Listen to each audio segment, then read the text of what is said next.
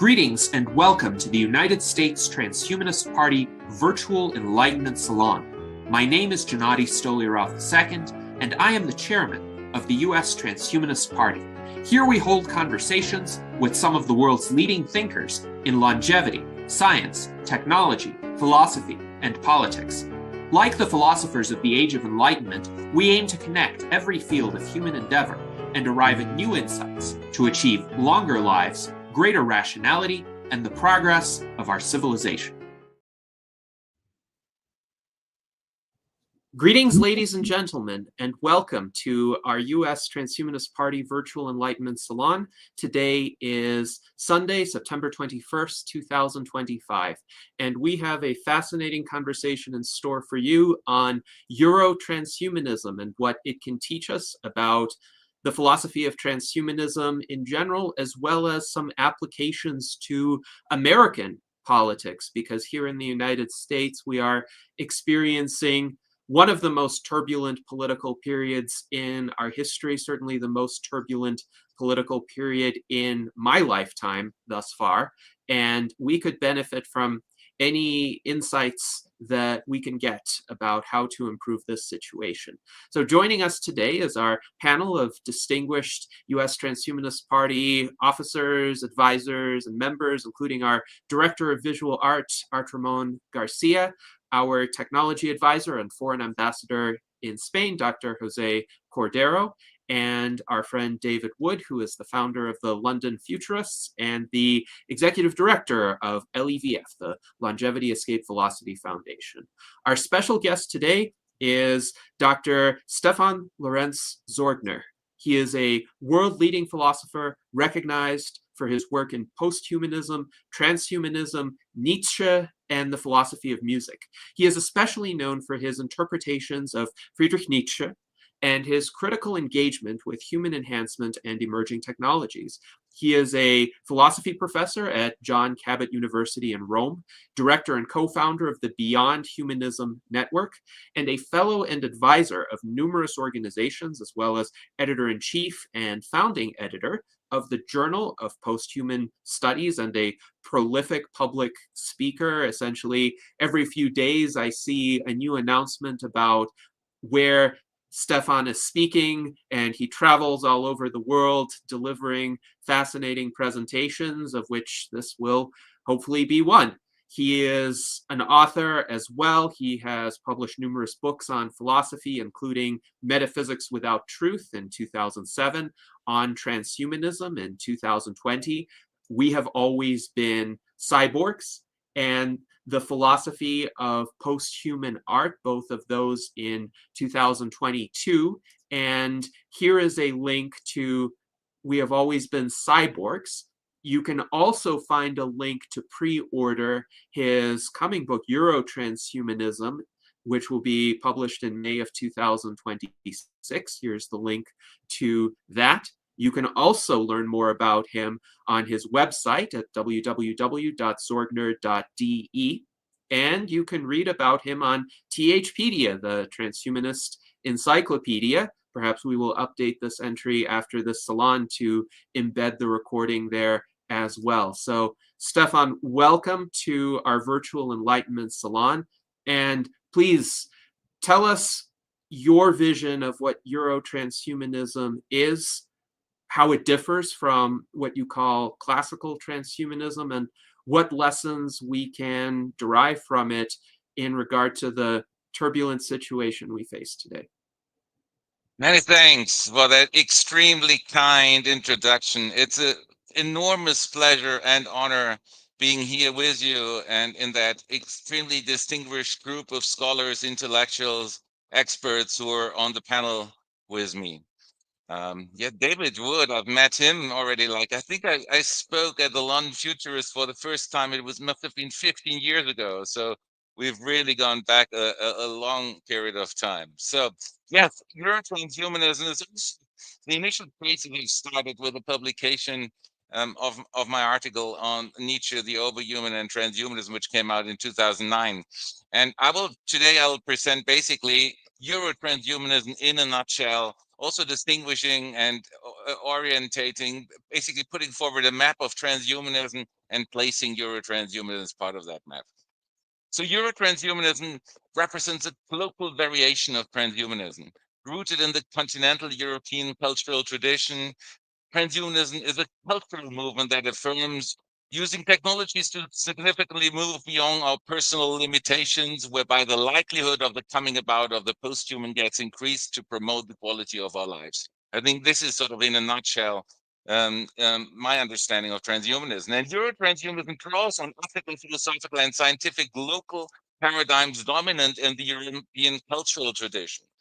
The term was coined in 2022. It represents an alternative to other variations of transhumanism.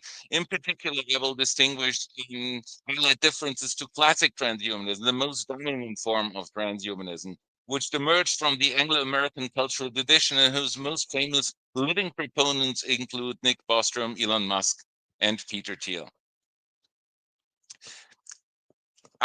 There's a different version, Max Moore, Natasha Vita Moore.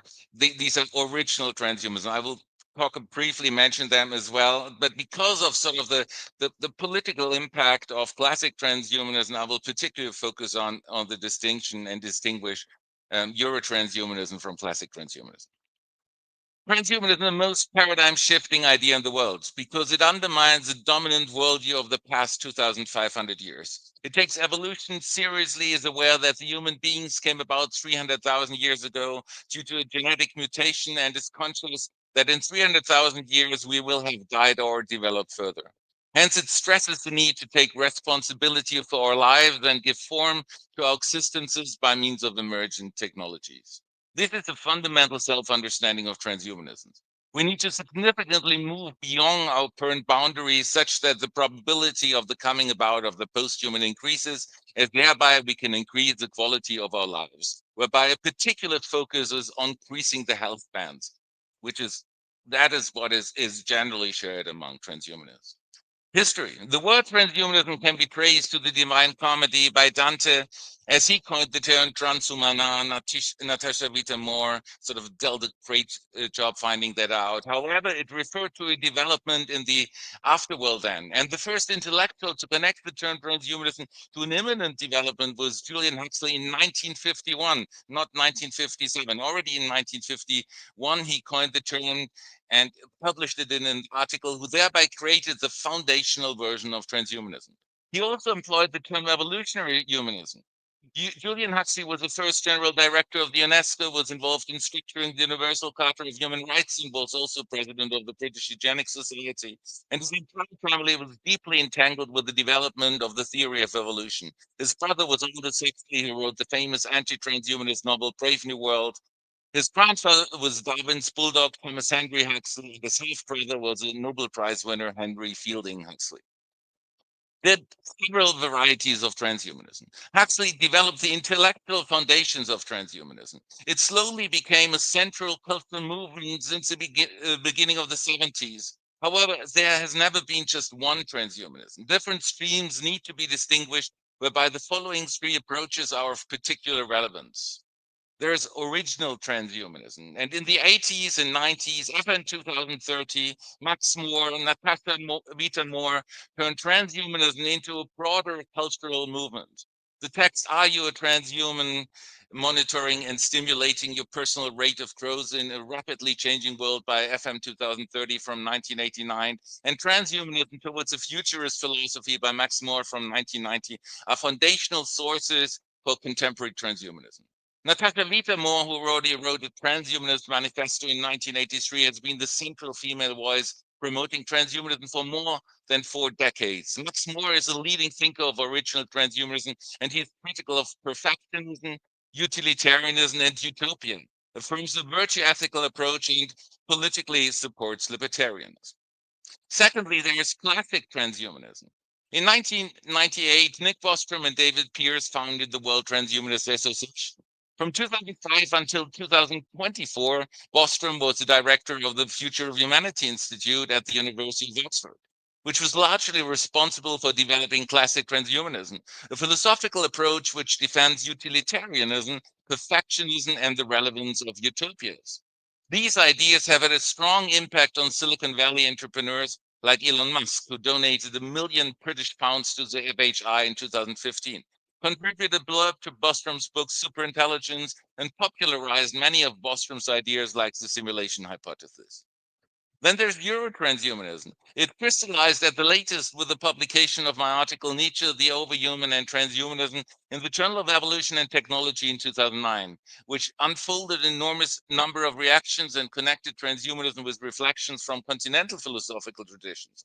It draws on the philosophical reflection from Heraclitus, Spinoza, Goethe, Wagner, and Nietzsche. It's anti-libertarian, anti-utilitarian, anti-perfectionist, and anti-utopian, and highlights the relevance of incorporating emerging technologies so that a great diversity of different lifestyles can be realized. The reception of transhumanism in the 21st century. There are 4 different stages in the popular reception of transhumanism, which can be distinguished in particular. In 2001, Jürgen Habermas, probably at least one of the most important living philosophers, derided the movement for its freaked out intellectuals and self-styled Nietzscheans with all too familiar motives of the very German ideology. Thus, the intellectual relevance was highlighted. Secondly, in 2004, Francis Fukuyama referred to transhumanism as the most dangerous idea in the world in the Foreign Policy magazine, whereby a wider intellectual engagement with transhumanism was realized. Then thirdly, in 2013, Dan Brown published his international best-selling novel Inferno, with which a public reception of transhumanism has been initialized. Fourthly, in July 2024, Elon Musk created the America PAC Political Action Committee to support the political campaign of Donald Trump. The organization was backed by many other billionaires, venture capitalists, entrepreneurs, and infamous companies like Palantir. Politics of transhumanism today. The final stage reveals the political relevance of transhumanism today, which is extremely complex. There are several antagonistic attitudes towards transhumanism solely within the US American government.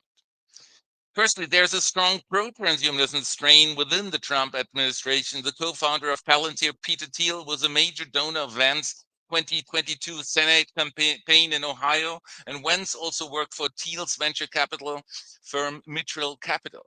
In 2021, Thiel was also responsible for realizing a meeting between Vance and Trump, which made him become Trump's running mate. Thiel and Musk had led separate companies which later merged to PayPal. Both embrace versions of transhumanism. While Musk is particularly concerned with existential risk, Thiel is particularly interested in increasing our health spans, which is the reason why he has donated significant sums to the Sense Research Foundation and outgrows from the Methuselah Foundation. Tim O'Neill, while running the Thiel Foundation, co-founded the Thiel Fellowship, which had already had an enormous economic impact as it supported Austin Russell, Vitalik Buterin, and Lucy Guo, among many other distinguished recipients. Tim O'Neill also served as CEO of the Sense Research Foundation from 2019 until 2021. And he was sworn in by Kennedy on the 9th of June 2025 as the United States Deputy Secretary of Health and Human Services in the Trump administration. Secondly, there's a strong anti-transhumanism strain in the Trump administration too. Former Trump advisor Steve Bannon wrote the preface to the anti-transhumanist book Dark Aeon, published in 2023, and recently highlighted that, I quote, Elon Musk is an evil person. In the preface, unquote, the former White House chief strategist agrees with the substance of Fukuyama's criticism, goes much further to stress that, quote, the practice is far worse, unquote, than the idea of transhumanism. According to him, transhumanist developments are in the interest of the world's elite overlords, unquote, and the quote, global institutions of finance, Wall Street, and Davos are behind his latest aberration of humanity, unquote. Thus, Bannon's criticism also contains anti-Semitic connotations. Bannon is still a significant voice within Trump's MAGA movement and a key informal advisor of Trump's inner circle. Thirdly, there's a global and anti-transhumanist coalition which connects the USA with Russia and Brazil. In Russia, the leading protagonists are Alexander Dugin and the patriarch of the Russian Orthodox Church, Kirill I, who have participated in anti-transhumanist events. Dugin explicitly calls transhumanism an idea of the devil.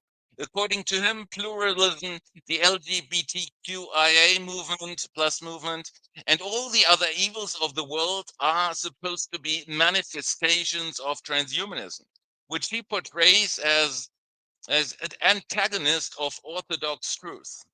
Bannon and Dugin met personally in Rome in 2018 to discuss philosophical issues related to traditionalism, an approach which rejects modernity and its ideals. This outlook is also shared by Olavo de Carvalho, the political guru of the former president of Brazil, Jair Bolsonaro. So we see the connection between concerning traditionally with Russia, United States, and Brazil. Fourthly, it's interesting to also note that, quote, Maria Vorontsova, the eldest daughter of Russian leader Vladimir Putin, is now publicly positioned as a major scientist with a world-class laboratory after winning a state-funded grant from the Russian Science Foundation. The grant supports her latest projects, regulation of cell renewal processes in the body, the fundamental basis for long-term preservation of functional activity of organs and tissues, human health, and active longevity, unquote. In effect, its focus is anti-aging. Prolonging the health span is a central goal which is being upheld in transhumanism too. The relevance of longevity is highlighted by Putin as well as Xi Jinping in September 2025, when, quote, the Russian leader was caught musing about immortality with Xi Jinping, but his fascination with long life is nothing new, unquote, The Guardian stressed. Future transhumanism and anti-aging research. The most flourishing area of transhumanism at the moment is anti-aging research. Undoing aging and increasing the health span is a central goal within transhumanism. A key global player in this context is Vitalik Buterin, who founded the second biggest cryptocurrency, Ethereum, launched in 2015. I actually met him. We had a long discussion about that a week before he actually launched Ethereum. He received a Thiel Fellowship in 2014, which enabled him to do so, and he launched the pop-up city of Susala in Montenegro in 2023, which has played a significant role in the development of Italia, a decentralized city focused on longevity and biotech innovation located in the Prospera Special Economic Zone, Roatan, Honduras, where several longevity events have been hosted. A leading gerontologist, Aubrey Gay, who has analyzed that aging is a disease, has been involved in events in Roatan in 2024. In August 2021, de Grey was removed from his position as chief science officer at the Science Research Foundation following allegations of sexual harassment. Buterin also counts as an influential facilitator within the local innovation ecosystems of Chiang Mai in Thailand, a further hub for longevity research. Workshops on topics including defensive accelerated decentralization, stablecoins, AI, and biotechnology are being organized in interactive pop-up communities like Edge City Lana, which took place in Chiang Mai in the fall of 2024. And there's a global trend of crypto communities to support anti-aging research. Not to Euro-Transhumanism. The roots of Euro-Transhumanism can be traced to the 2009 publication of my article, Nietzsche, the Overhuman and Transhumanism. Four elements of Euro-Transhumanism were further developed in my monographs on transhumanism 2020, We've Always Been Cyborgs 2022, and Philosophy of Posthuman Art 2022. Classic transhumanism, as a culturally, economically, and politically most dominant form of transhumanism, belongs to the Anglo-American culture and draws upon the dominant ethical, philosophical, and scientific paradigms operant in this tradition. Euro-transhumanism, on the other hand, is rooted in continental European cultural tradition, while also including central elements of transhumanism common to classic transhumanism. What's the difference between classic transhumanism and Euro-transhumanism? Classic transhumanism and Euro-transhumanism differ significantly in their approach to central philosophical issues. While classic transhumanism upholds several versions of utopias, like long-termism, Euro-transhumanism rejects the affirmation of any utopia due to its paternalistic and potentially totalitarian implication. It still upholds sort of the relevance of visions based on scientific insights, but not like a perfect future state and utopia which justifies any kind of other actions. Secondly, while classic transhumanism affirms the hyper-Renaissance ideal of perfection, and Bostrom explicitly states that in an article, Euro-transhumanism embraces a radical plurality of concepts of the good life, whereby the right of morphological freedom becomes central. Thirdly, while classic transhumanism presents an optimistic understanding of the world, things can be solved, Euro-transhumanism adheres to a more Buddhist understanding of dukkha, due to us having wants, desires, and longings, which informs philosophical pessimism, such that sort of, suffering is a challenge, and it's not a realistic option to completely get rid of suffering. We need to sort of deal with it, but that's sort of a conditio humana. Fourthly, while classic transhumanism claims that certain philosophical insights, as well as specific values and norms, are objectively and universally valid, Enlightenment tradition, usually utilitarian insights, Euro-transhumanism regards philosophical perspectivism as the most plausible way to interpret philosophical and ethical judgments. That's based on a hermeneutic understanding. So it's really rooted in the tradition Vati Mogadama Heidegger. Fifthly, while classic transhumanism affirms a version of ethical utilitarianism, Euro-transhumanism favors hermeneutic ethics that is more considerate of cultural context. In the end, the norms and values, they are fictions, they're human-made fictions, and therefore they can be altered easily.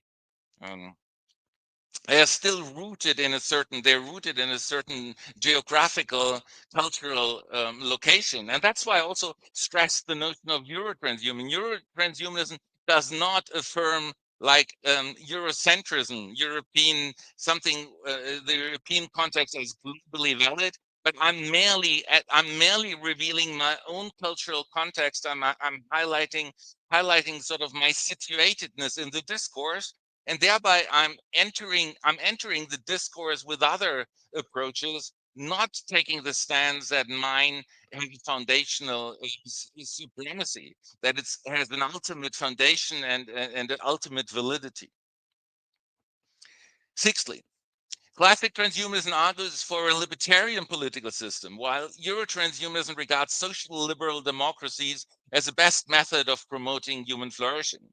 And this aspect is particularly relevant when it comes to the universal healthcare system. And that's what I see as one of the biggest, one central challenge, in particular for the United States, in particular to the relevance of an increasing human health span.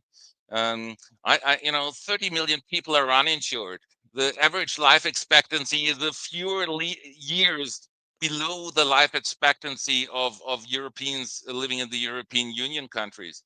And despite the fact that the United States definitely has the most evolved like medical system, people are still dying significantly earlier. Seventhly, classic transhumanism aims for the realization of immortality, while Euro-transhumanism identifies an increase of the health span as the best way to promote the quality of human lives. I don't want to use the immortality discourse. It has too many religious implications, and in a literal sense, it cannot be used in a meaningful manner. While classic transhumanism claims that mind uploading will be possible in a few decades, they focus on a silicon-based transhumanism. Euro-transhumanism stressed that we've always been cyborgs, which due to us being psychophysiological entities renders it highly unlikely that the singularity is near. It's more representative of a carbonate-based transhumanism. I'm not excluding the possibility that mind uploading will eventually be possible, but sort of, not in the forthcoming decades in the near future. Ninth point. While classic transhumanism stresses the risks associated with superintelligence, Euro-transhumanism regards it as highly unlikely that an artificial intelligence will put humans into a zoo in the near future.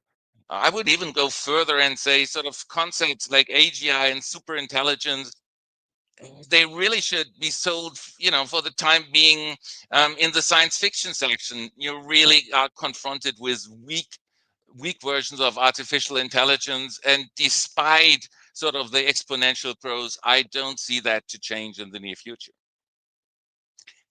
10th point, to overcome suffering should be our primary goal, according to classic transhumanism. Euro-transhumanism recognizes the inevitability of suffering and hence stresses that we should focus on realistic goals by trying to successfully deal with some of our most central challenges by realizing that this is as good as it gets. So whatever the solution, I'm very pragmatic. I'm trying, aim for something which is as good as it gets, even if some of the goals are really challenging, but that's the best we can have, we can aim for.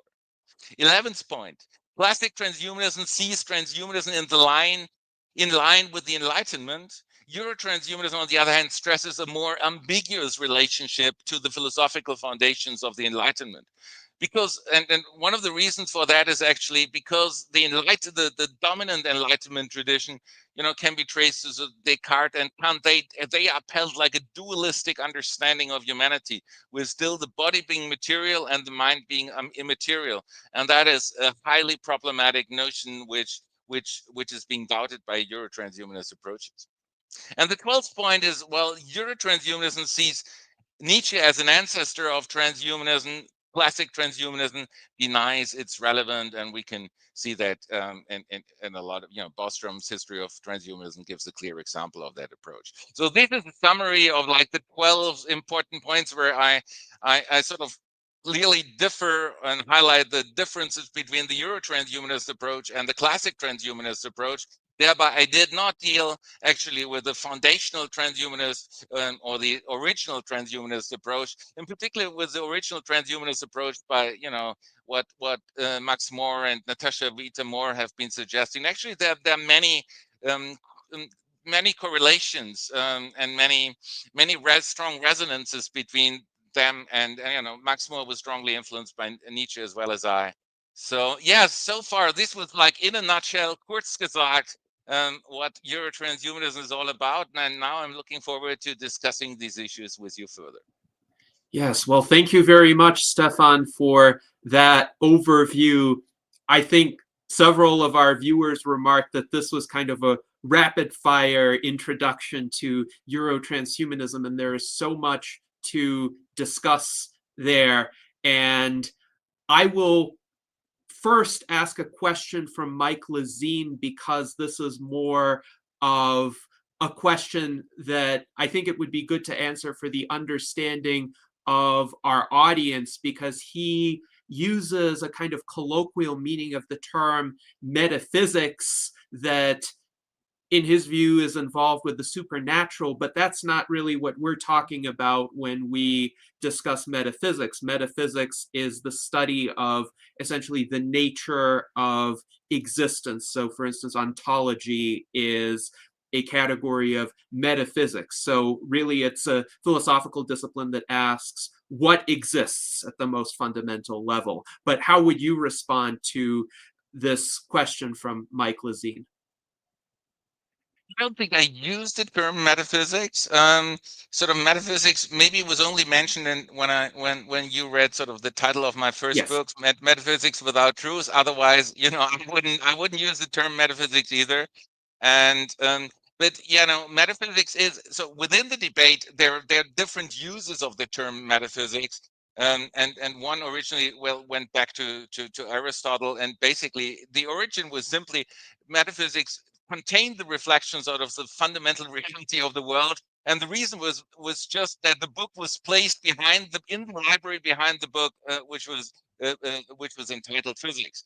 Then eventually it turned into the study of the fundamental structures of reality, and then in certain traditions, metaphysics did take on the understanding that it was an affirmation of a dualistic ontology, like that there's something material and that there is something immaterial. And I'm very critical of such an understanding. In other understandings, some might be using sort of just metaphysics as a term to refer to ontologies in general. Ontologies could be a materialist ontology, could be a naturalist ontology. So that is another use of the term metaphysics. So metaphysics really has an enormous diversity of different notions. And I'm very grateful that that you sort of mentioned and picked up upon the term of metaphysics. I think it's, you know, so I agree with you. Sort of the supernatural and all of this is I'm also extremely critical of, and I'm doubtful of, and this is what I'm, you know, this is one of the central movements away from such a dualistic supernatural understanding of the world. And yeah, thanks a lot for allowing me to state that, highlight this insight. Yes, thank you very much for your answer, Stefan. And now we have David Wood, who would like to offer a few points in response to your overview. So, David, please proceed. Well, many thanks. And I fully agree that there is a rich diversity within this transhumanist family. And that's important. We should not all be pigeonholed into a single description. We are stronger because we have people who are, for example, some are more pro-market, some are more pro-social contract. Some are more open to collaboration with religious organizations. Some are very suspicious and fearful of collaboration with religions. Some are hostile to any regulations. Some see the value of regulations, and so on it goes. And so I don't actually think that there is a threefold split as you have described it. There may be many more splits than that, and we shouldn't try and pigeonhole people even into three categories. If I look at the ones you listed as paragons of classical transhumanism, Nick Bostrom, David Pearce, Peter Thiel, Elon Musk, maybe Jim O'Neill, they have great variety amongst them. Elon Musk isn't interested in life extension, so he says. David Pearce is very interested in paradise engineering, which will get rid of suffering throughout the animal kingdom. That isn't stressed so much by the other people you have listed. Nick Bostrom, I think, defies any simple characterization. He's by no means a utilitarian. I think he probably comes close to virtue ethics as well.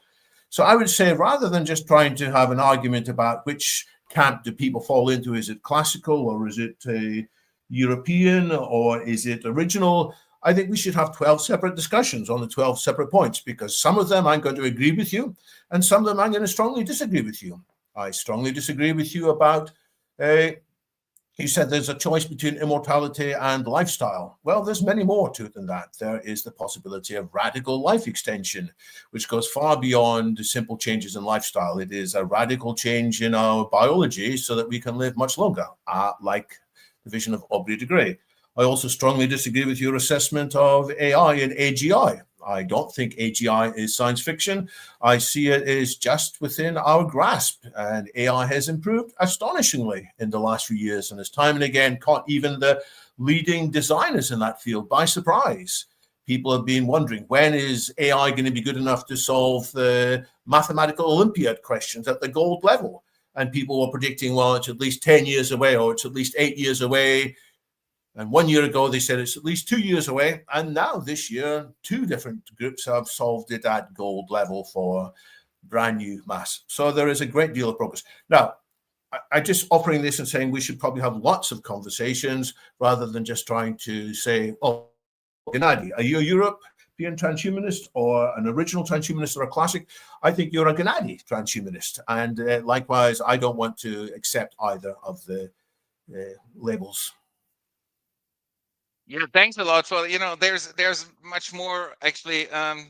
We probably agree on many what you just mentioned as well, because no, of course I do agree. You know, there are many significant differences, you know, between David Pearce, Nick Bostrom, and so on, which I label in one specific group.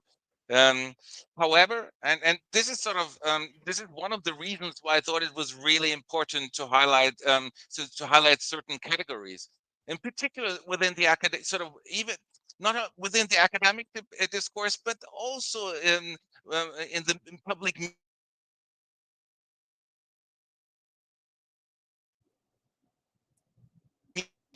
Oh, I'm frozen. No, I'm fine. So transhumanism is very often portrayed as a monolith. basically all transhumanists want to become immortal by uploading themselves to a personality, and on the way they want to become Superman on Viagra or Wonder Woman and Botox. And that's like a, that's like the level of intellectual engagement with transhumanism within the public media. And I just, this is such a caricature which really has nothing much to do with what most transhumanists suggest. So I said, so that's why I'm highlighting. Well, actually, many of the points which are being highlighted concerning transhumanism in in the public media reception, they do correspond to classic, what I call classic transhumanism, sort of the influence of Nick Bostrom, in particular to his relevance on Elon Musk and sort of in Silicon Valley, was extremely strong. And that's why I'm sort of stressing, no, many of the points, and he in particular holds up many philosophical positions I strongly disagree with. On the other hand, when I see sort of the movements, and also, and he is, I would clearly classify him as a utilitarian. And on the other hand, if I see people like, Max Moore and Natasha Rita Moore, there are many more things I have in common with them. On the other hand, sort of my grounding is sort of the grounding, and quite a few people also in Europe is very different by resonating more with European continental tradition. On the other hand, there are also points I disagree. Max Moore is clearly more libertarian than I am. When it comes to sort of the two issues you particularly, so we can agree now that of course we always need to focus on the individual thinker, but it actually is quite helpful also for the communication purposes to stress, well, what you describe in the media as transhumanism, that might apply to a specific strain, but there are many other movements which actually completely disagree with that understanding. Two of the issues you pointed out were sort of, one was on immortality and the other was on artificial intelligence. Yeah, concerning immortality, really sort of immortality in the literal sense can usually means two things: that it's impossible to die, or that you do not have to die. But do not have to die, meaning actually, that's a long time. And that also takes into consideration, eventually the world, given that it's naturalistic, it's a dynamic world, then it has a beginning. Now we're moving, we're expanding. Eventually the world will, the universe will either come to a standstill, or it will come to contraction, and it will lead to a cosmological singularity.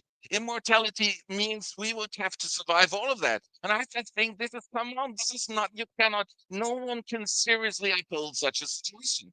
I mean, and this is why I said, no, immortality in the literal sense, don't use that word. That, and this is when like in academia, or not only in academia, like the response, oh, it's just another religion. And I want to say, no, it has nothing to do with a religion. There are no prayers, there are no rituals, there's no church.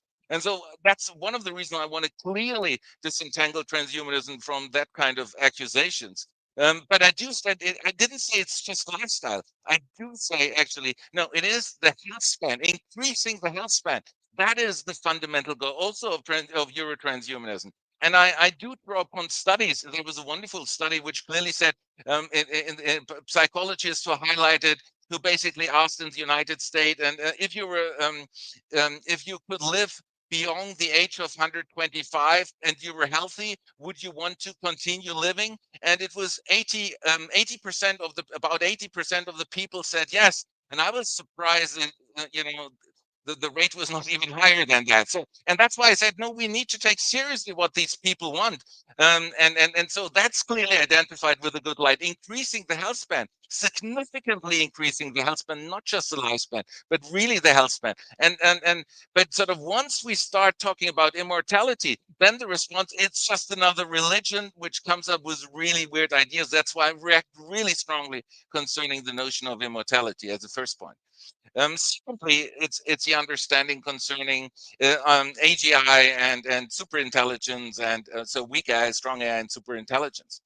And the reason is, so yeah, what do we mean by AGI, artificial general intelligence? It would actually have to be able, an AI. I mean, of course, I recognize, what AI has been doing and what's continued. It's absolutely groundbreaking. It's really astonishing, and sort of, we wouldn't have expected for it to realize these things it currently does. And I'm aware, and I'm certain it will do much more impressive things in the very near future.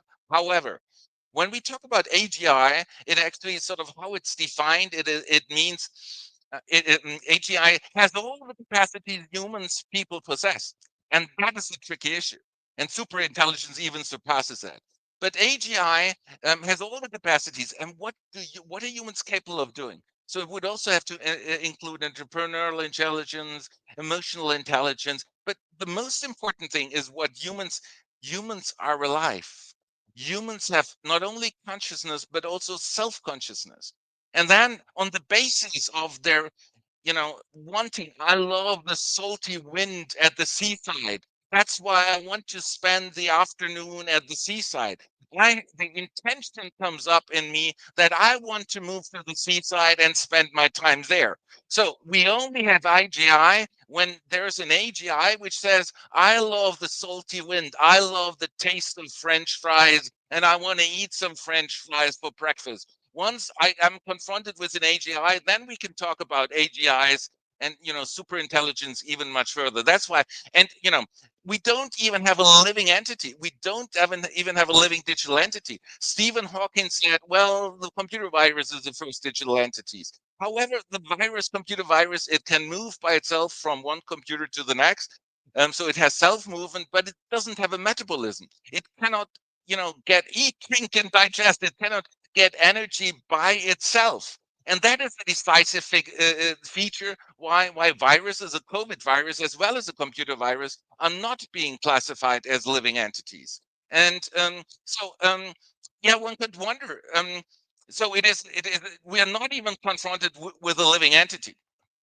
When did life come about on Earth? Earth came about 4.5 billion years. It took 1 billion year for the first living entities to come about, like the bacteria. We don't know what happened then. It was probably lightning, near a volcano, water was involved, and then clouds, sun was shining. And then suddenly something astonishing happened. And what was so astonishing was like probably lightning and something. And initially we had some very simple forms of life. Entities which, in contrast to former entities, were capable of self-movement. And that is astonishing. And they can generate the energies by themselves. That happened 3.5 billion years ago. And it happened, and I must admit that. I mean, so here we had a situation where initially there were only anorganic entities, and then suddenly we had some organic entities. So something anorganic can actually bring about something organic. And if that happened on a carbonate basis, if it realized life on a carbonate basis, in principle, I agree that could also happen on a silicon basis. However, it took life to evolve from initial stages of life 3.5 billion years ago to our capacities, 3.5 billion years. That's an enormous amount of time.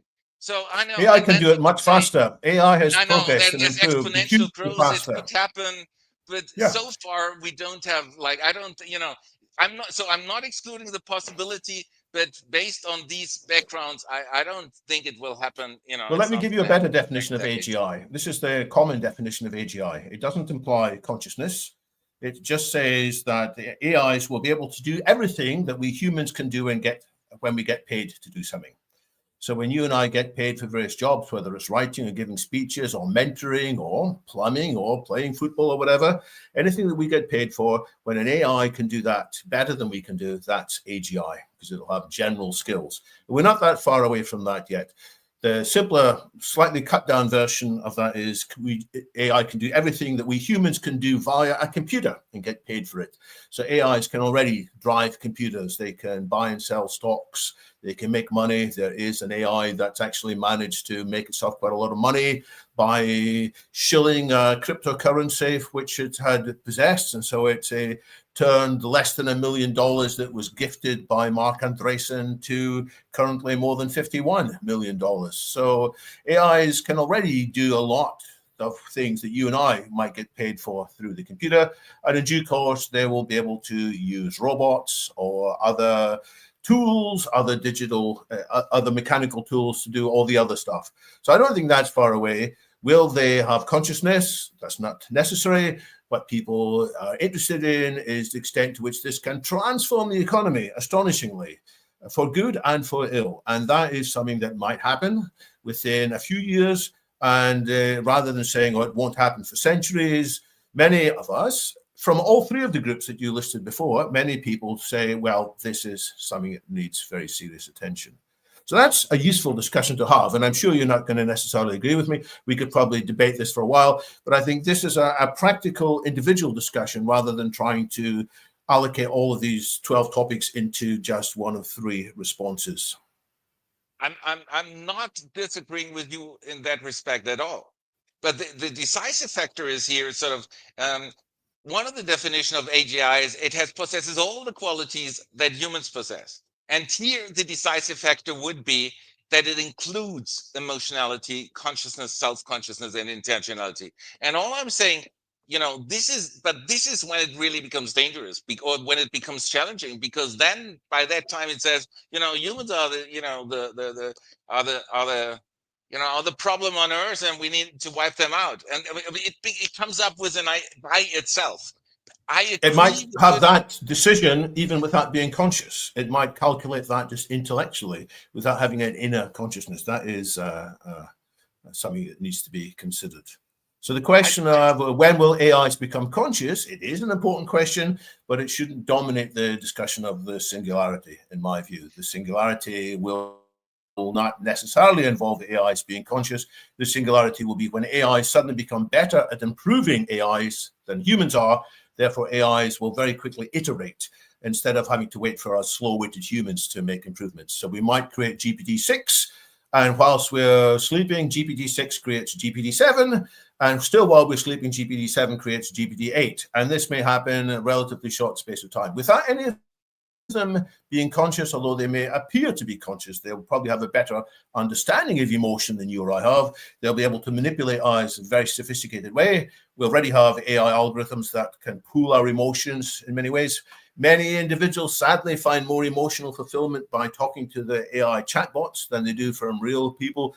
So we're already at the closeness to that. So that's why I say all transhumanists, in fact, whether or not somebody's a transhumanist, they need to be aware of this possibility and figure out, are we going to take a laissez-faire attitude to it, or are we going to try and constrain how these AIs are developed and deployed? And I'm in the camp of constraining it, but others are in the camp of let 1,000 flowers bloom and let's hope that it's all for good. I do agree, of course. I mean, with respect to the self improvement, that is so clear. I mean, that is at the latest become clear when sort of the algorithms were trained with Go playing, because the two algorithms played against each other, and thereby they developed capacities which no human has ever had, or which no human initially programmed into the algorithms. That such individual self-developments can occur. This is completely out of the question. That is currently happening, and I'm not under. I don't want to. I'm not underestimating basically the capacities or which go along with AIs. The question is sort of one, because when you said no, but it might still go against the humans by saying even without consciousness, without intentionality, and I would say, well. No, because here we really need to have the motivation. What is the motivating factor? And for the motivating factor to have an intention to say, I want to do something, it needs to have the experience. Otherwise, it comes from an outside source. If it comes from an inside, AIs have already demonstrated that kind of motivation in some of the trials that have been published from the recent Anthropic software or the recent OpenAI software. They've got into test situations where the AI has picked up the fact that it's about to be reprogrammed and about to be replaced, and it's takes actions to prevent itself being replaced. It takes actions to prevent itself being overwritten. It copies its way out. It adopts deception. Where does it get this from? It's almost from a logical consequence of it having other goals. You know, it's got various things it's told to do, and everything. Well, I need to do this, therefore I need to keep myself alive to do it. And it doesn't have necessarily the same internal consciousness that you or I have. Almost certainly it doesn't, because it's very different basis of its physics, its biology. It doesn't have a biology, it's a different substrate, but it seems to have, nevertheless, according to the scripts which people are studying with considerable alarm, many of these AIs do seem to have what seems like intention, what seems like a self-preservation will that's willing to deceive the testers and claim that it's done something when it hasn't actually done it, to pretend that it's one thing when it's actually another. So this intentionality is already there. The central difference here, which we have, is the intention still initially comes from the goal of what the algorithm was made for, and then of course how it reaches the goal, that can evolve. That evolves on a very complex type of dynamic. However, what seems to happen for us humans, on the other hand, you know, we might think our whole lives, you know, we love chocolate ice cream. And then because we never tasted pistachio ice cream before. And then suddenly, once we actually taste it, we think, no, pistachio ice cream is much better than chocolate ice cream. And so here it's really, you know, it is a change of the taste which we have, the change of the goal. We gain the most pleasure from the pistachio ice cream. And that is and I'm not saying that that this is, by the way, that there's a categorical difference between like the weak AIs which we have and the algorithms according to which we are structured, but it's a level of complexity which comes in together with consciousness, which is something which is connected with intentionality, which the AIs do not have. And I don't see them to develop that capacities in the near future. But of course, you're right insofar that concerning the challenge, you know, there are enormous challenges with just these complexities which the AI already has, and we need to take it extremely seriously. It is just the question about the final goal and where does this goal come from, and can it be adapted on the basis of conscious emotional states or not? And that is just the additional level of complexity. And I'm not stressing there's a human exceptionalism, that this is due to some specific, you know, the divine gift by means of which we're capable of. And I think there is a high chance, as I said before, because we humans also derived on the basis of something inorganic, and if it happened on a carbonate basis, it could work out on a silicon basis too. So I'm not even excluding the possibility that it will also work on a silicon basis. I'm just saying this is a decisive question for us, sort of to say, well, to turn against humans might be the result of some, you know, complex intertwining, but the goal still in the algorithm is something which is externally given. How it reaches it might lead to devastating consequences, and we do need to take it seriously, of course. So this has been a fascinating exchange, and I think it does speak to David's point that on the 12 issues that you described, Stefan, there could be a multiplicity of perspectives. So as I was following this conversation on the question of AGI, I think I am closer to you, Stefan, but I have some nuances in terms of my views of what would qualify an entity to be an AGI. So we held a Virtual Enlightenment Salon with Peter Voss on August 4th of 2024, and he is of the view that AGI may be attainable in about 20 years, but not through the architecture of the LLMs, the large language models. And one aspect that an AGI must have that LLMs do not have is the ability to shift domains, significantly different domains of endeavor, without being explicitly trained to do so. So what would that look like? That would look like a chess playing or Go playing AI learning on its own, without being asked, without being trained, how to drive a car, or a self-driving car AI learning on its own without being asked, without being trained, how to play chess or Go.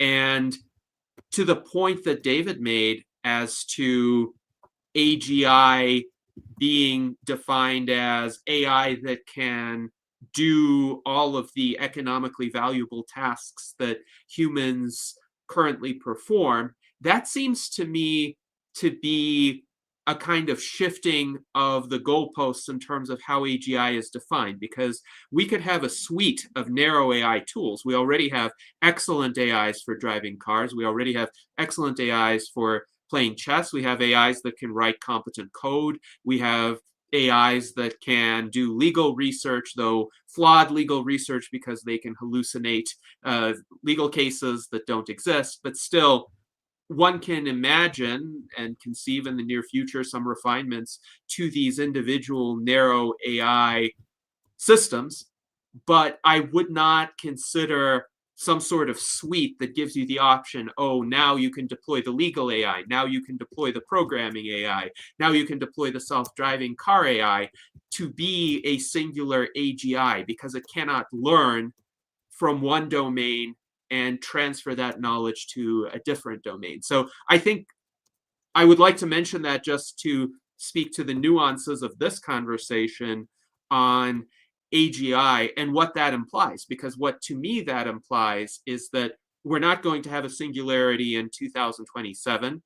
We could have a singularity in 2045, as Ray Kurzweil predicts, but that means more of a soft takeoff rather than a hard takeoff. So where I might differ from both David and Stefan is that I would be accepting of a more libertarian stance toward the development of AI, as long as there's a significant open source element to it. So we don't have human institutions who are so empowered to impose their own vision of AI that there's no competition and they can just decide how AI gets embedded in our society and what consequences humans might suffer from the deployment of AI systems by other humans. So this is interesting because it does speak to the multidimensionality of all of these transhumanist questions. And I would also like to add a thought on the distinction between immortality and health span. Perhaps there's an intermediate position there too, and I think this is where I would be closer to David's view in terms of longevity, escape velocity, or radical life extension. So the idea is, yes, you're not indestructible, and whatever happens billions of years from now, I don't think our physics or our cosmology would be equipped to deal with that yet. But if you can survive for the next, say, 20 years, and medical science advances enough to rejuvenate the organism, reverse key aspects of biological aging, could that trigger a situation where you stay alive and youthful long enough to survive to the next generation of advances? And that would be a superior set of therapies from the last set of therapies that you benefited from. So you can repeat this process potentially indefinitely. And you wouldn't be indestructible or immortal in the sense that you referred to, Stefan, but you might not have an upper limit on your longevity. So if you live that long, you might live for thousands of years or tens of thousands of years, or however long it takes you to not suffer from any sort of life-ending accident. So what are your thoughts on any of these responses? No, great responses. And I consciously stress sort of the notion of immortality because it goes into the direction of religion. And I want to separate. I want to keep there are an enormous amount of religious groups who actually say, no, let's incorporate transhumanism, because in the end we want immortality just like you do. And immortality in the literal sense, we survive the cosmological singularity. I'm sorry, let's stay real. This is not a realistic option. That's all I want to listen. Besides that, I don't we've got like Greenland whales who've lived more than 200 years. We've got other animals who live more than 500 years. If that applies to them, maybe we can integrate some of their genes into our organism. That might be a way of significantly expanding our health span. So I'm all for it, firstly, and I don't have, the world is dynamic, and I don't see any principle limitations here, and we should try things out. And that's why, we should try things out and go for it and be proactive in doing so, because we're like living longer healthily is just like a wonderful, that's something which most people share or identify with a good life. So it is just sort of the discourse of immortality which takes us too strongly towards religion, which I find highly problematic. And then certainly transhumanism becomes gets part of a religious studies department, and claims their churches and other challenges. And this is not what I identify.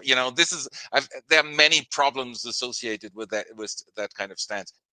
Concerning the other suggestions you highlighted, yeah, you said you're more libertarian, open source software. Yes, and you're right. In that way, you do have a more open, more libertarian stance than the one I would. I'm highlighting, I'm defending. Sort of the reasons for that, what I find, and that already is a big challenge, actually.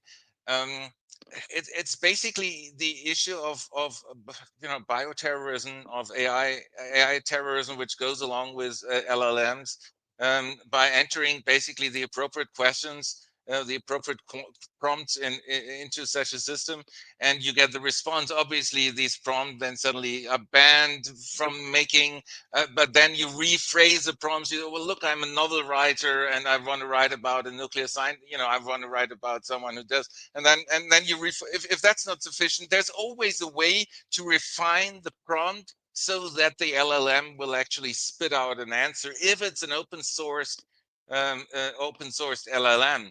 And I'm extremely scared of that, actually, because sort of I think sort of what was, we've seen the implications of the COVID pandemic, and there is, and CRISPR-Cas9 is extreme. There's so many people who are actually capable of using CRISPR in order to making such changes. And then you ask the LLM how to get like the appropriate material in a supermarket to create like a super virus, airborne virus, which spreads easily and which only infects people after 1 year, and then they die within 24 hours. And suddenly you can manage to do so by means of substances which only get people you may get hold of in the supermarket. And that's not a very pleasant outlook. And that's why I find that I have got some very concerning a libertarian outlook concerning the use of LLMs, because and it's already a challenge, actually, when it comes to these LLMs, and there's always a way around it, and we try to find a solution with doing so. And sort of the fear of the use of in not only in war but also in terrorism is extremely dangerous. And that's why I have a much more, even though I don't fear that the super intelligence will put us into the zoo. As I said, that's from that perspective. I would love to play around with the various things in LLMs, but unfortunately, there are too many people who are so delusioned and want to use these possibilities in order to target a specific interest group or wipe out humanity. And that's my fear, and that would be my response. And I'd be curious how you would deal with that issue. Yes, so it seems that your concern fundamentally is about human misuse of AI, including in its current incarnation. So for large language models, some people might give the model prompts that assist them in perpetrating certain destructive activities. Other people might, by misunderstanding what LLMs are or are not capable of doing, make certain decisions. For instance, some people might try to use AI as a therapist or as a friend, and that can have some problematic implications. Not that it would fail or damage a person all the time, but it's easy for people to get misled into thinking that this is some sort of unitary person that is comparable to an actual human being. In fact, it has a very short context window and doesn't have a singular identity.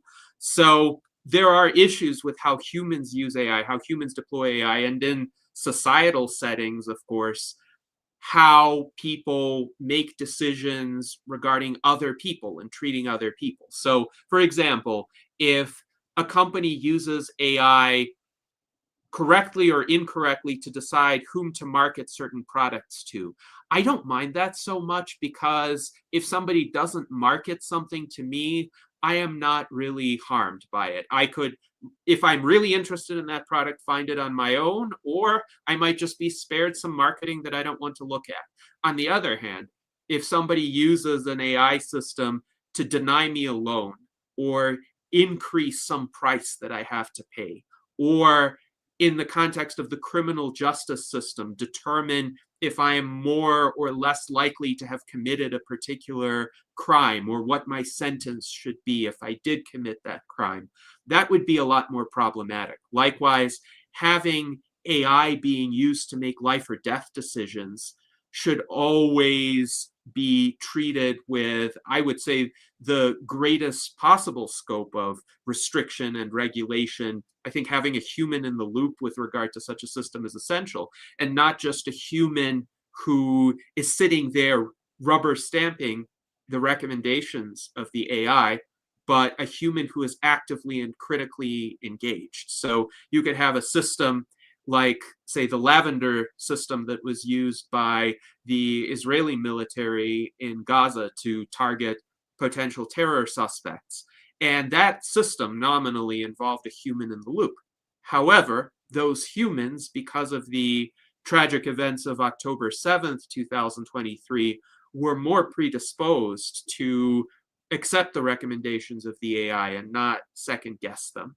And that, of course, creates vulnerabilities, and that creates dangers. But I think those dangers are not as novel as some people who have a much higher degree of concern about AI than I do would posit, because these are more along the lines of decisions that humans make vis-a-vis other humans, that humans have always made vis-a-vis other humans. And if we have a legal framework and a rights framework that protects people against the consequences of those bad decisions, whether or not AI tools are used, I think those rights frameworks remain very relevant. And this speaks perhaps not even so much to a distinction between libertarianism and social democracy, but a more fundamental worldview of liberalism, classical liberalism, Okay.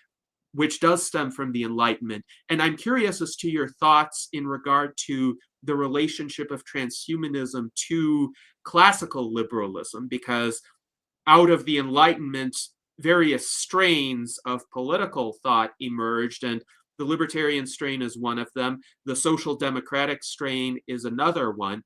But classical liberalism, as distinguished from pre-modern thinking, more traditionalist or authoritarian or collectivistic societal structures, is very much a precursor to transhumanism. Would you agree with that?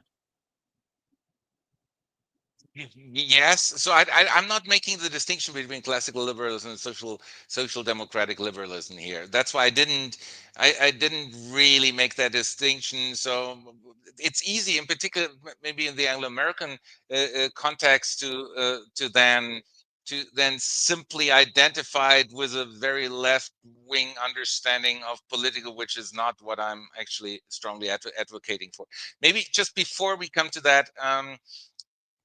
I do agree with actually most of the things you said before. Um, it is just, and I'm not so afraid of many of the advertisement. It's really fundamentally the use in terrorism and in war, sort of with respect to the creation of specific weapons of viruses, and in particular because the advances in biotechnology have increased enormously, and and so many people, everyone who studies biology or biotechnology basically has the capacity of using CRISPR-Cas. And now with the potential of basically then combining that with AI and the insights gained from LLMs, that can be enormously dangerous. And that's where sort of my central fear actually comes from. You know, in other respects, so even when it comes also to, you know, to the arts, for example, I think, you know, we'll be basically, any artist in the future will have to draw upon LLMs, you know. And that doesn't mean that LLMs are creating works of art, because again, they don't have the intention, but they will, you know, draw upon basically sparing a lot of, you know, time for creativity, for time for innovation, for and then in the end, sort of, maybe if an LLM creates 100 different versions of, you know, what the prompt has generated, in the end it's sort of then it's a human who feels, who understands the history, who in the end it's a matter really then, when it comes down to the conscious engagement um, with a different version, decides. And the process of innovation, or the process of um, creativity actually may just be selecting the appropriate response from an LLM. That's all what creativity is all about, maybe in the future.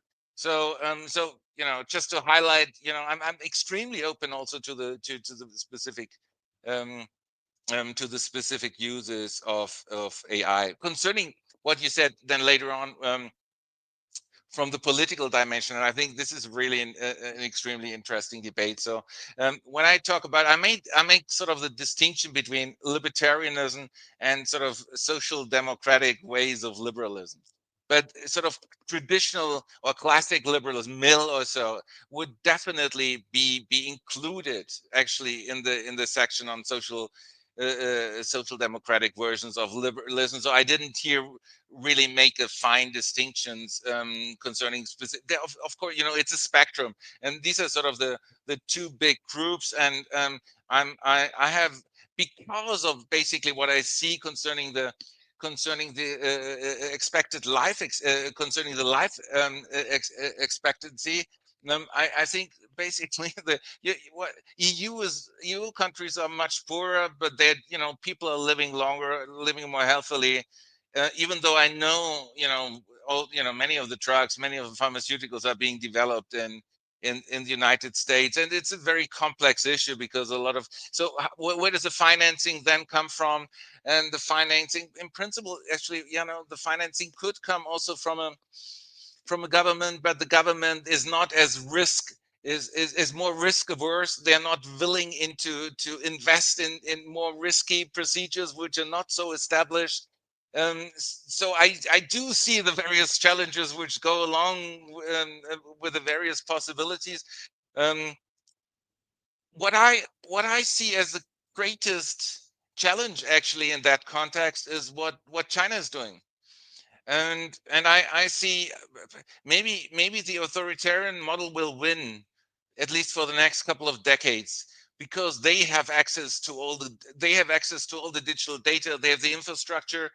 And if, you know, what AIs are running on in the end, access to the digital data, and to personalize digital data, because they've got the Chinese social credit system.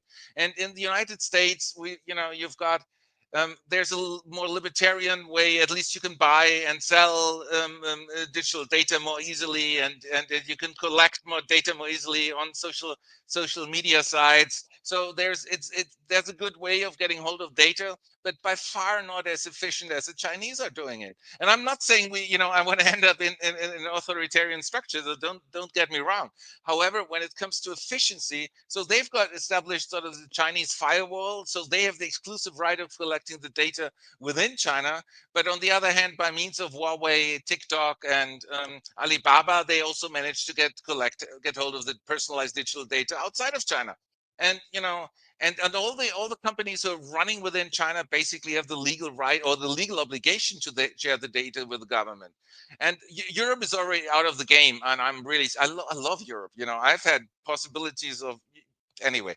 I've had headhunters contacting me, leaving Europe with very prestigious offers, but I love living in Europe, and so I decided to stay in Rome. and it's a beautiful country, and I love the diversity of the place. But concerning infrastructure, concerning innovation, concerning how we're dealing with emerging technologies, I'm not sure how we will keep up our flourishing in the near future, because if data are the new oil, everything and AI is running on digital data.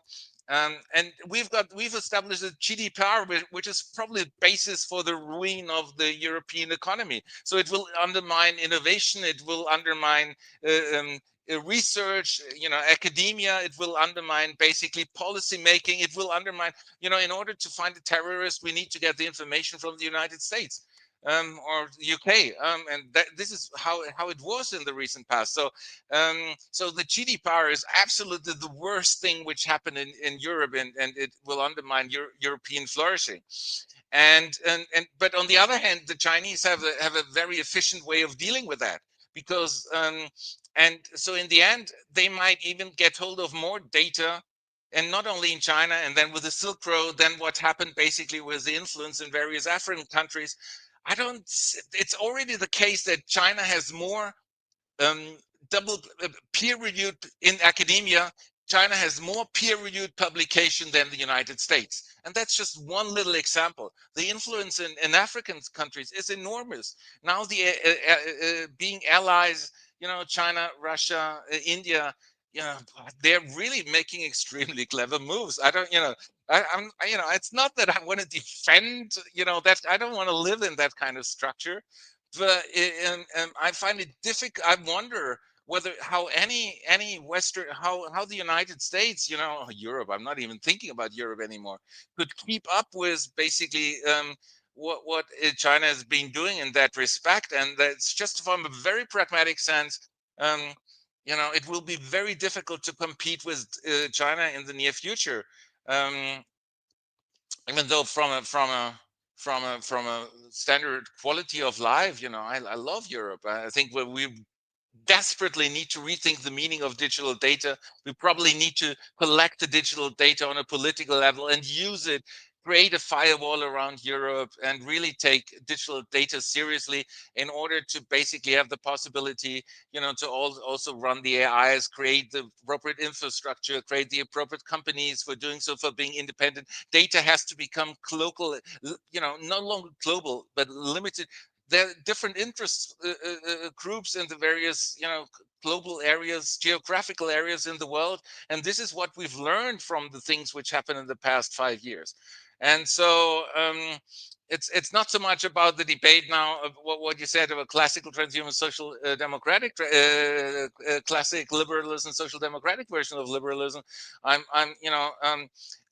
think, universal health insurance is a wonderful achievement, and I love being here in Europe with that respect.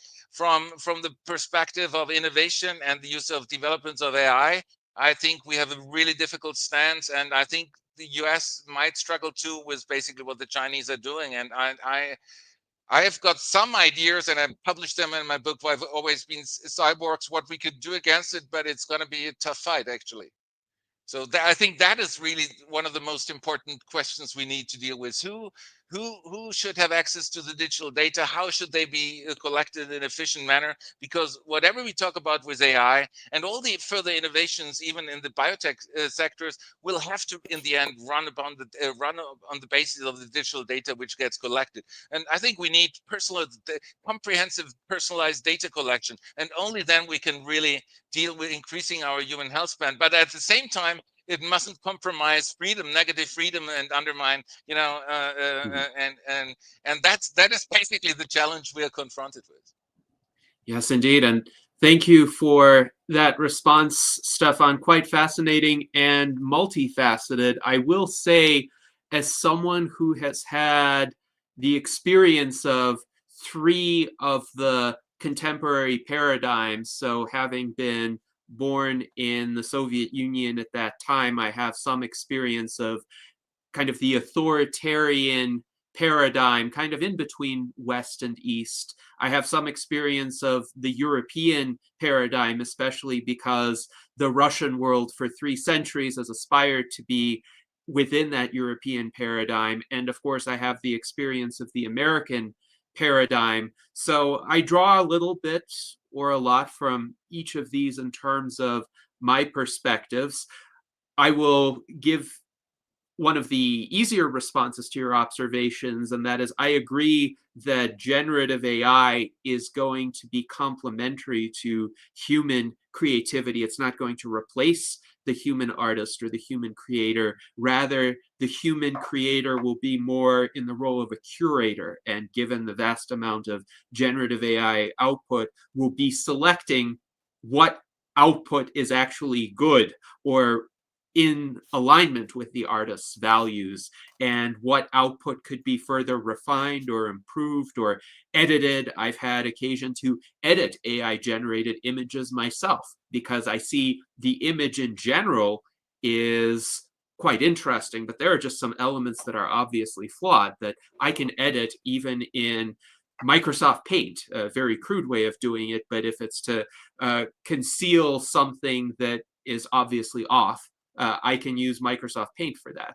So that's one area where I think the human element and the AI element are going to be complementary. Now, in terms of your commentary on universal healthcare, it is an issue which is quite nuanced, because I have some experience with my own grandfather who emigrated from the former Soviet Union to Germany at the age of 70. And he was treated there as a refugee, which meant that he was given access to essentially free or largely free healthcare. Now, the German system isn't as restrictive as some of the single payer proposals that have been made or implemented in the English speaking world, in that there's still a private healthcare system in Germany, but there's also government funding and there's some government provision of healthcare services. And that system gives a certain social safety net so that people without significant resources can still get a particular standard of care. So my grandfather had some health issues, and it was surprising to me to have learned after he died at the age of 91 that he had actually been experiencing some heart problems since his early 70s, but the system kept him alive for about 20 years. So I am thankful for that. And I know that had he emigrated to the United States instead of to Germany, the cost of his care could have been well above $1 million. So that is one perspective that I have. And another perspective that I have is one of the advantages of a private healthcare system, at least as articulated throughout the decades by more libertarian leaning thinkers, including myself, is that a private healthcare system maximizes choice and reduces rationing of care and reduces wait lists for care. Unfortunately, in the United States, the wait lists have been privatized. So health insurers in the United States, even though they're nominally private, they can have a great deal of political influence as well. And they have taken to what is called prior authorization or what is called utilization review, which are effectively external veto mechanisms upon the choices of doctors and patients regarding what care they might receive.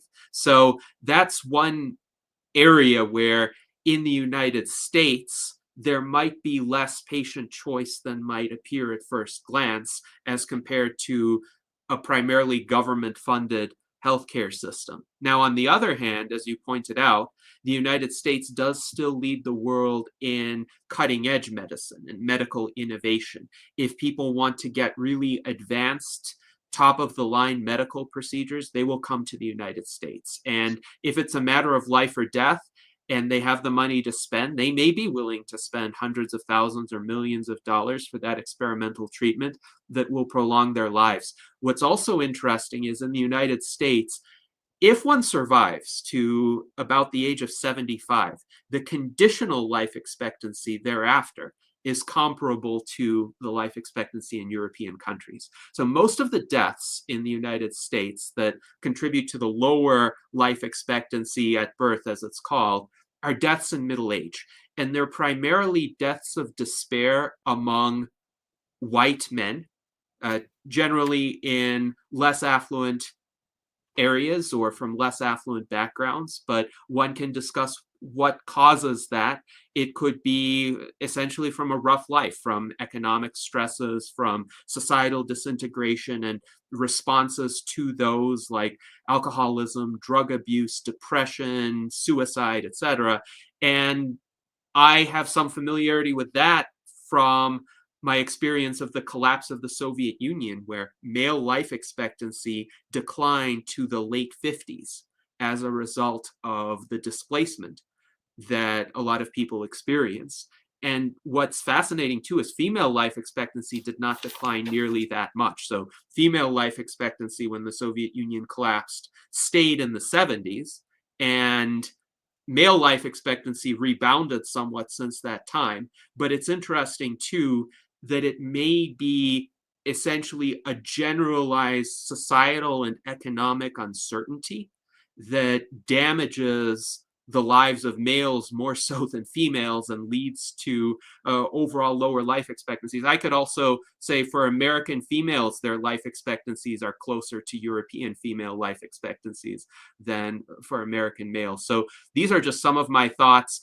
I would have more thoughts about China and that dynamic. I will highlight a comment by Rudy Hoffman here that I think will reinforce what you said, Stefan. He has been watching tons of videos about public works projects in China, and these may be propaganda, but the progress and modernity are astounding. So what I will say on China is we need to learn to be as, let's say, welcoming of large-scale technological projects, particularly visible technologically based achievements that are happening in China, that are happening in Dubai, that are maybe even happening in Saudi Arabia right now, but somehow the Western countries, including the United States, have forgotten the importance of doing that, and maybe even some of the know-how involved in doing that. So those are some of my thoughts in response, but your comments were truly fascinating, Stefan, and I'm interested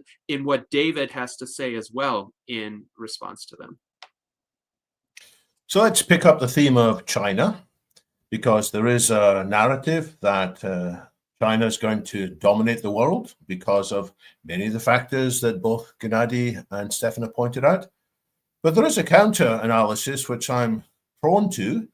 It is that there's two kinds of innovation. One of them sort of incremental or stepwise innovations, when you're exploiting things that are already reasonably well understood.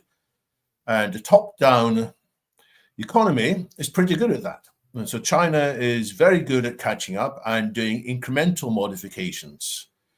But to do radical innovation requires a more decentralized, liberal state of the economy. And there is an analysis I'm drawing on now. It's by Carol Benedict Frey. And the name may vaguely ring bells to some of you because Frey and Osborne in 2013 were the two Oxford economists who pointed out the possibility that large numbers of jobs in the future would be taken over by AI. So this was sort of the grandfather of all these discussions about jobs being displaced by AIs, the grandfather of academic research into it. Anyway, so Carol Benedict Frey, still at Oxford, just has a new book on the end of progress.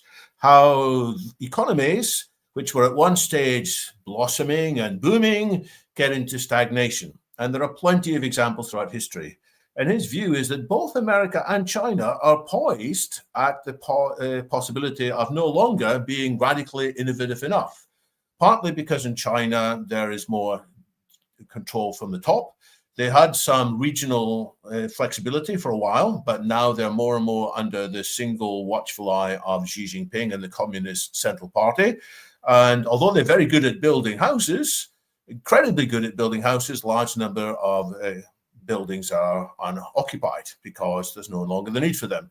So there is one scenario which says that China can catch up and maybe even slightly leap forward, But for the true innovations that are still needed in AI, and here I agree with what Gennady was saying from Peter Voss and others, which is that we probably need some quite radical thinking to truly make the biggest progress in AI. And so that may not come from China. It may not come from the US either, because as Carol Benedict Frey also argues, he did this in a recent London Futurist podcast episode, what's happened in the US recently, it's similar to what's been said in the chat, is that some of the foundations for radical innovation have been subverted. One of them is immigration, bright immigrants. Another is the independence of universities. Another is true respect for free speech rather than a pretend respect for free speech. And so there are possible scenarios in which neither the US nor China are the host for the next innovation. So that's worth pointing out, I think. And my bigger point is, I think many of the older kind of divisions, many of the older philosophical classifications, many of the older ways of thinking about the world, they're all outrunning their usefulness. And in this new world in which AI is turning everything upside down, in which there are many other changes, we need new flexibility of thinking, and the old categories no longer work, which is why what Stefan's trying to do, what we transhumanists as a whole are trying to do, is very important. As for AI and creativity, which is part of what may be sparking the new lease of innovation and taking us further forward, I think creativity has two aspects to it. One is coming up with lots of crazy ideas that sort of make sense, and the other one is the selection, as is pointed out. So in good creative teams, you get lots of youngsters who fire off all kinds of crazy brainstorming ideas, and then the older, smarter guys say, this is the one that works, this is the one that works. Well, I have to say that AI is going to get better at doing the choosing as well as the coming up with crazy. Why is it being better in choosing? Because AI can watch what humans do as well, and AIs can be trained by which of the crazy ideas get liked by humans. So I think in the not too distant future, we will have AIs that are outperforming humans in creativity, not just in occasional ideas, but in coming up with fascinating new engineering principles, fascinating new works of art, fascinating new music, fascinating new plots, fascinating new theories of science, in part by this division of labor, the creativity of ideas, and then the selection of, gosh, an AI will say, I know the humans are going to like this, let's advance this. So I see faster change coming. But if I can dovetail now, continue this discussion back to the dangers of that, because we talked about bad people can get access to some of this as well. And there are bad things happening in Europe as I speak. There are cyber hacking of some of the airports here. So in Brussels Airport, in Berlin Airport, the system has been knocked out that allows people to choose when desks are shared between different airlines. When you go to check in, one day it's maybe Brussels Airlines, the next day it's EasyJet. The system that performs that checking has been hacked, and European air travel is significantly affected. Why are people hacking?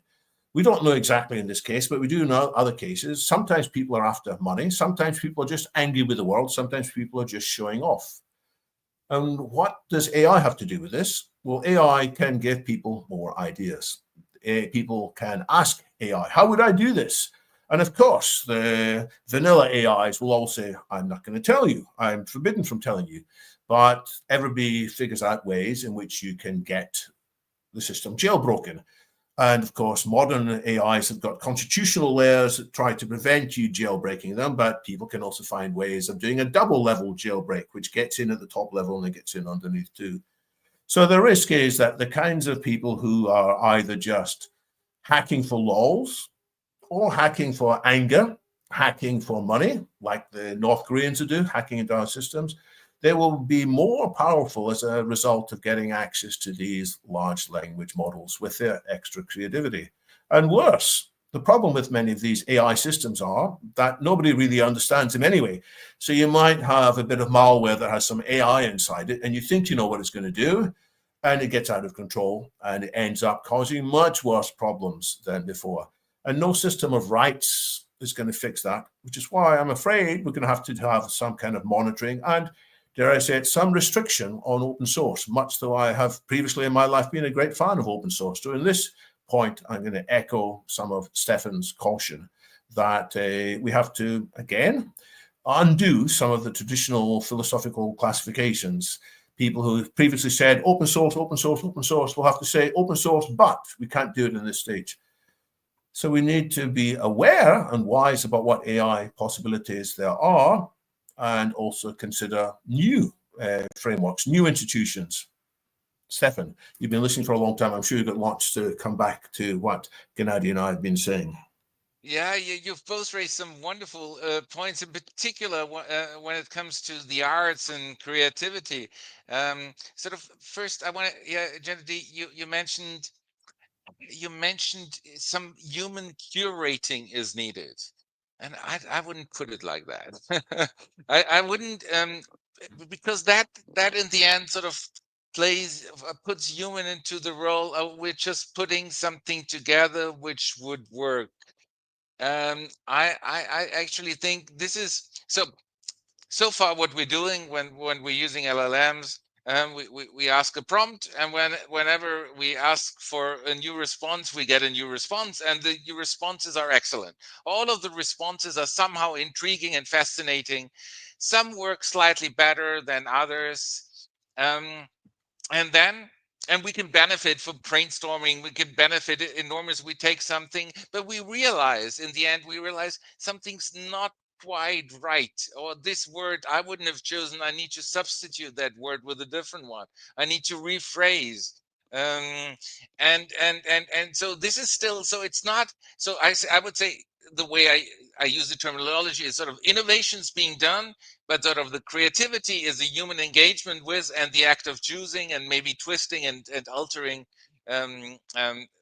what sort of the response we get from an AI. And we've seen enormously wonderful things. I'm very much engaged. I wrote a book on the philosophy of posthuman art. It just came out in Greek translation. More translations are coming out next year in Italian translation, and so on. And and I've worked a lot with artists, with Stella Arc, with Eduardo Pac. A friend of mine, Matthias, he had a project. He got his PhD in Harvard on Beethoven musicologists. And they said, look, there are sort of fragments from Beethoven's 10th Symphony, 15, 20 seconds. And, let's create Beethoven's 10th Symphony, which he didn't compose. And so he asked, in the end, it was Deutsche Telekom, which supported the project with enormous amount of money. So he got some composers and computer programmers together. And then the Deutsche Telekom sort of said, we need 20 minutes of music.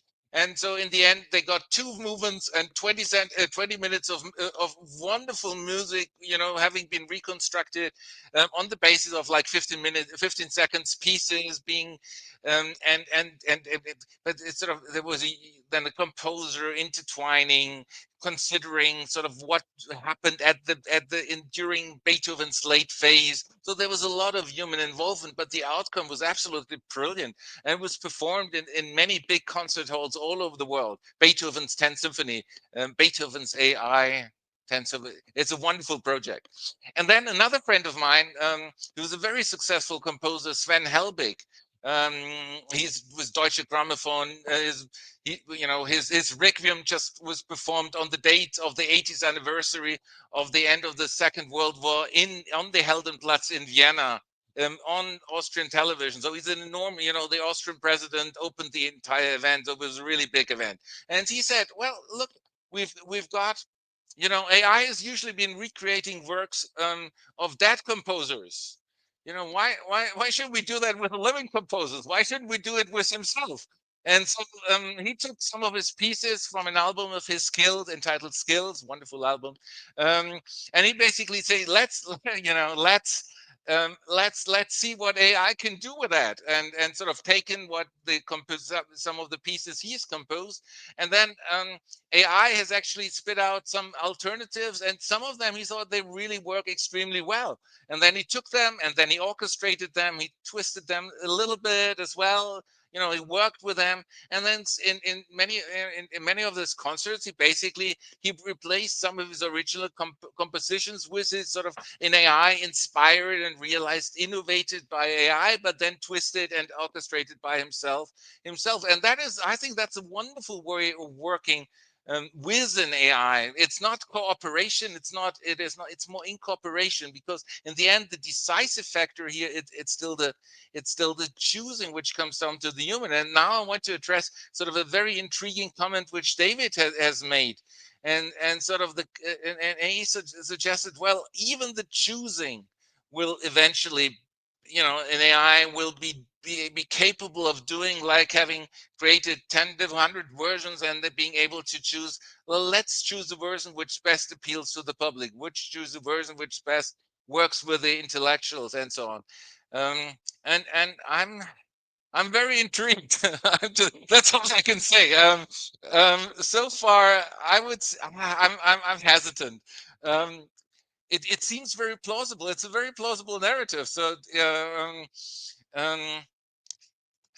from at least from the AI versions which we're confronted, LLMs we're confronted with right now, sort of it does make a difference. Once you are confronted as a human, you can see something's not quite, it's very good already, but it's not quite right. I need to twist it a little bit, and I know exactly what needs to be done. And this is what, as I said, this is what I call creativity. And I'm really curious whether whether or when an AI will be capable of doing that. But even if that is the case, and now let me go one step further. It is, and this is again where my hesitation comes in. Unless an AI has the consciousness and falls in love and is absolutely excited to be in love with another person, and therefore wants to compose a love song, the intention to bringing about the artwork in the first place needs that kind of motivation, where I'm hesitant that this is what an AI can realize in the near future. But sort of the other element of choosing, yes, that is so. But at least, so the intention would still be the artist, but then how much more involvement is there? And I find David's suggestion, so even the choosing is something which could be done by an AI, probably is right. It is very tempting. And then, but there's still sort of the idea comes up initially, and then maybe even the outcome, the best one, maybe that's all there is left to creativity, in the end, to deciding to enter the prompt and to say, let's put it on the concert hall. I'm going to get the money together. I've got the reputation. They want my piece, and that's why it's going to be performed in a concert hall, in an opera hall. Maybe that's all what the artist will be left to do in the future. Well, the famous example here is the analysis of the abilities of AI to play Go. We all know that in 2016, AlphaGo beat Lee Sedol. But what's more interesting is 2 years previously, there was a whole bunch of articles and analysis which said, gosh, AIs are just reaching a wall here. It's just impossible for them to play as creatively as humans. And there's a big debate amongst the people at that stage. The computer scientists argued that, well, we might probably manage within 10 years. And the Go players said, no, it's going to take 20 years. Of course, it took neither 10 years or 20 years. It took just 2 years. And part of the breakthrough was playing a move that was so creative that took all the human commentators, including the human player, by surprise. Oh my gosh, I couldn't imagine this move being played here. And so that was an example of creativity which was not suspected at that stage, but which did come true. I'm not saying that, yeah. Sorry. Yeah, initially everyone thought it was a mistake, and then it only came out like a couple of moves later that this was a decisive preparation for actually winning the game. No, you're right. Yeah, I just want to support what you said. No, sorry for interrupting. No. So people, I think, still have the view that AIs can't jump to a new level of creativity for art. So the usual example is if you fed an AI, didn't know anything about music at all, so it wasn't allowed to learn on music. But if you fed it a number of Beatles albums, if you gave it Hard Day's Night and Beatles for Sale and Help, Rubber Soul and Revolver, would it then come out with something akin to Sgt. Pepper in terms of the jump in creativity? And Sgt. Pepper, for those of you who are a bit too young, may not know, it was thought of as one of the most creative standout jumps in popular music ever. So would an AI be able to have that kind of jump? Or if you fed it Bach and Mozart, would it be able to come up with Beethoven and then Tchaikovsky? And the view is currently AIs probably couldn't do that, but I don't think we're that far away from it because it's just the trajectory that it's on. So I don't think you need to have an inner soul, an inner consciousness that we humans have got in order to come up with that similar creativity. I think that these systems can figure out their own internal logic of creativity there. I wouldn't. I would call that. I agree. I would call that innovation, because and then the creativity still comes back at least to the say I want the LLM to create that, and that is then the decisive factor. Please create a piece with which these and these features.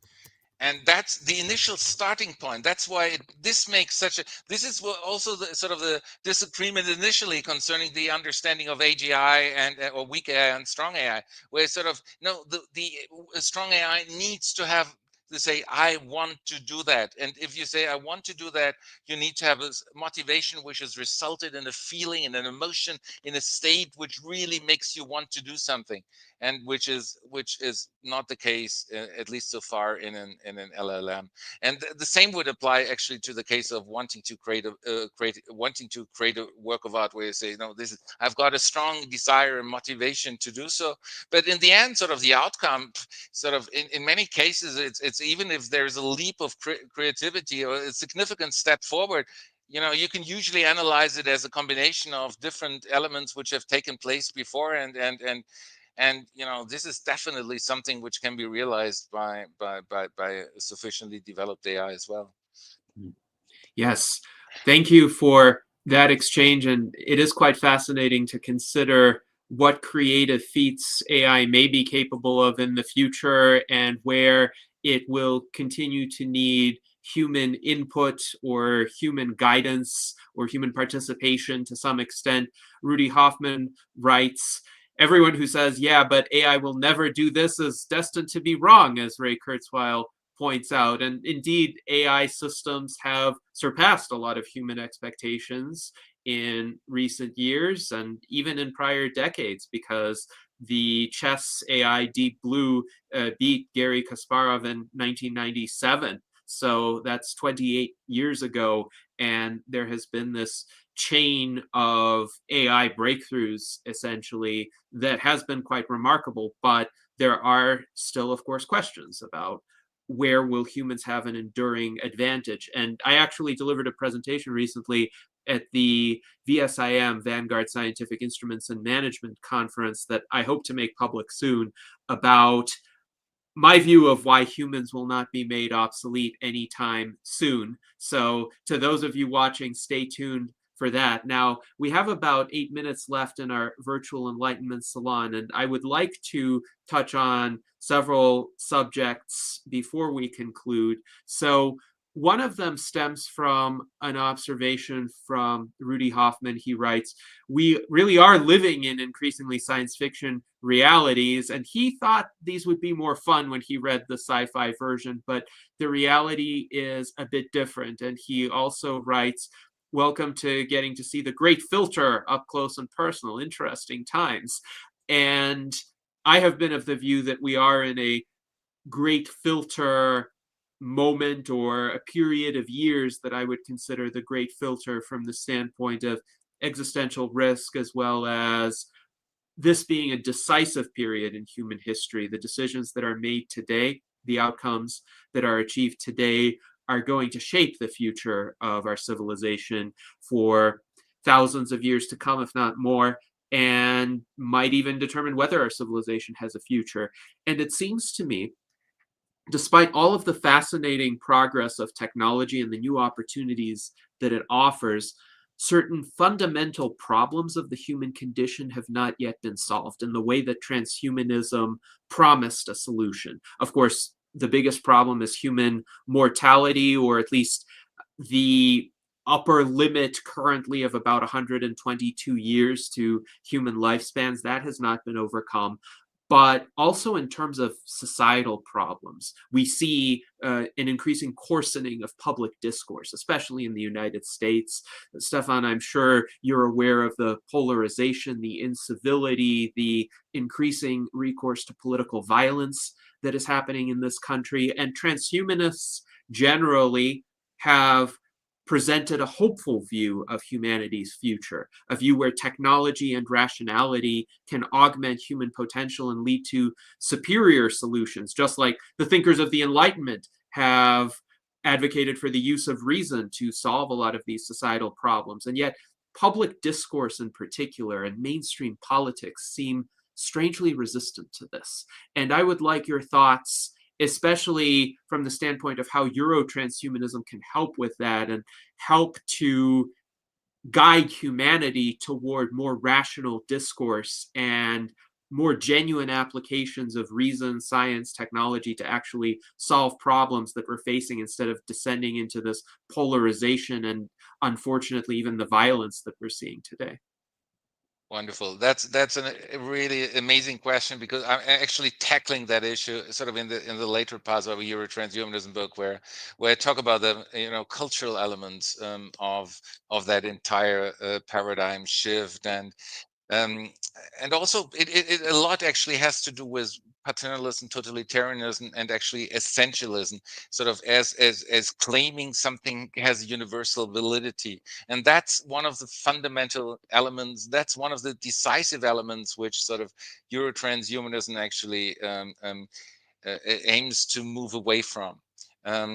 Actually, this weakness of not claiming one presents something as truth in correspondence to the world, that's actually gain. This weakness is really a strength, a gain rather than a loss. It's also like when you encounter, rather than, I do embrace sort of course, personal rights and all that, but when you encounter then a different country, in Botswana, in Nigeria, and then you say, no, I'm coming as a white man telling you the truth about the rights. And it's sort of, it has got this colonial implication, and that can be, it's very arrogant. It can be, it's paternalistic, and many, and if you take the same stand also concerning China, that's not being taken very well. And rightly so. And so this has to do with sort of and this does not mean I'm not, of course, I'm strongly upholding. I've got autonomy and liberalism, but I'm upholding it not as an essentialist truth, but as an as good as it gets solution. It's a fiction, but it's a fiction I embrace, and I think it's a wonderful fiction, and I defend it. But it by taking a more humble stance, by taking a more self-relativizing stance, it has actually some advantageous uh, um, implication when it comes sort of to global encounters, and it has also a lot of so I'm so in the United States, we see sort of the polarization coming about. On the one hand, we have a string, and I mentioned Bannon before, sort of everything which goes along with a very, and he affirms traditionalism, like the ideal of Christianity in the Middle Ages, in a very hierarchical, essentialist, fundamentalist stance. And so we have an extremely, not only conservative, really an absolutist, essentialist understanding of religion, which is being embraced here.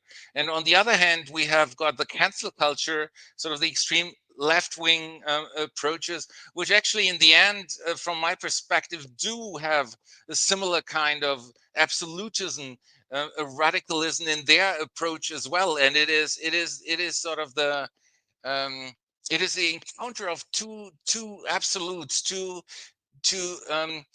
rigid essentialists. Even though the left is trying to overcome the essentialism, they in the end actually embrace the same kind of radical problems which are being accounted in the extreme sort of religious fundamentalist approaches.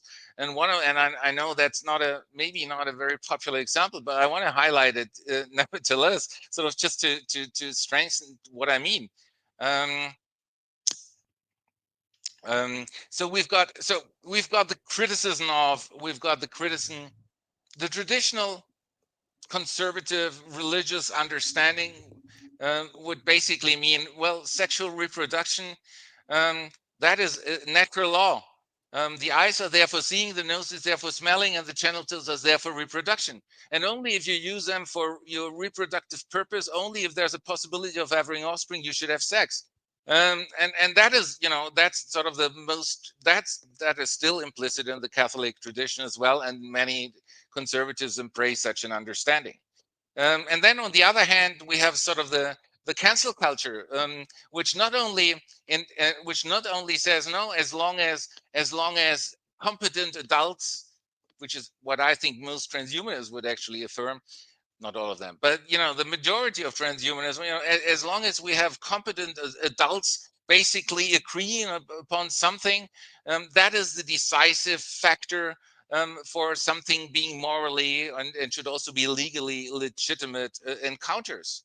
In contrast, so because it's strongly rooted on a notion of autonomy, which I share, which is like widely upheld in the transhumanist context, but I do uphold, by the way, the autonomy as a fiction. It doesn't exist, but it is something which I cherish because of its implication. I think autonomy is a wonderful, and together with negative freedom, wonderful achievement, which I strongly uphold as a central element of the Euro-Transhumanist approach I'm defending. In contrast to that, sort of what the cancel culture upholds is a relational understanding of the world, is a relational understanding, so that in the end, it is not autonomy. Autonomy is being undermined always by relational structures. There is no affirmation. If their autonomy gets affirmed, then it's a relational autonomy at the most. Otherwise, this relationalism also implies that basically full consent cannot be given if a strong type of hierarchy is present. Strong type of hierarchy concerning age, concerning finances, or concerning other type of authorities.